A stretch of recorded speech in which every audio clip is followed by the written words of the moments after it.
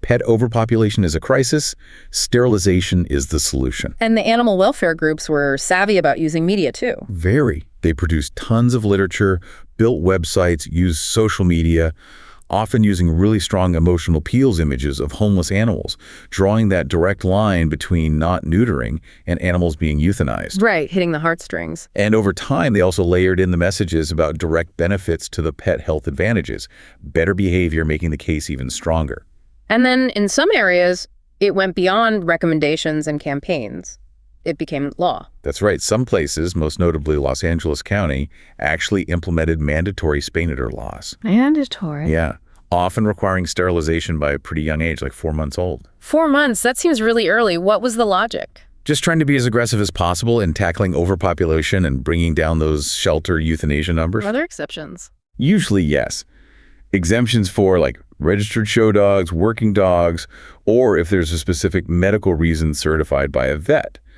But if you don't comply and don't have an exemption, you could face fines or even be ordered to sterilize the animal at your own cost. So the law really doubles down on the idea that this is necessary. It absolutely reinforces that perception. But are those laws universally accepted? Is there pushback? Oh yeah, there's definitely debate. Proponents say they do reduce shelter intake and euthanasia, that they're a necessary tool. Opponents raise concerns about government overreach, individual owner rights. Right. Plus questions about enforcement. Is it practical? And could it have unintended consequences, like people maybe surrendering pets if they can't afford the mandatory surgery? That's a valid concern. What do the big organizations say about mandatory laws? Interestingly, the ASPCA, while a huge proponent of spay-neuter generally, doesn't actually support mandatory laws for all owned pets. Oh. They cite a lack of really strong, conclusive evidence that these broad mandatory laws significantly impact shelter intake or euthanasia rates across the board compared to targeted programs and accessible low-cost options. Okay. So, drilling down a bit, at the core of this huge push for neutering, there seems to be this fear about intact dogs. What are the big worries?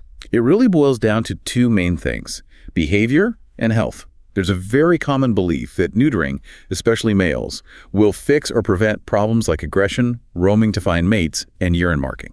And is that true? Does the science back that up? Well, it's complicated. Some studies do show that neutering can reduce certain behaviors that are strongly driven by sex hormones, like roaming or mounting. Okay. However, newer research is painting a much more complex picture. It suggests neutering isn't some magic bullet for behavior. And in some cases, for some dogs, it might actually increase issues like fearfulness, anxiety, or even certain types of aggression. Increase them.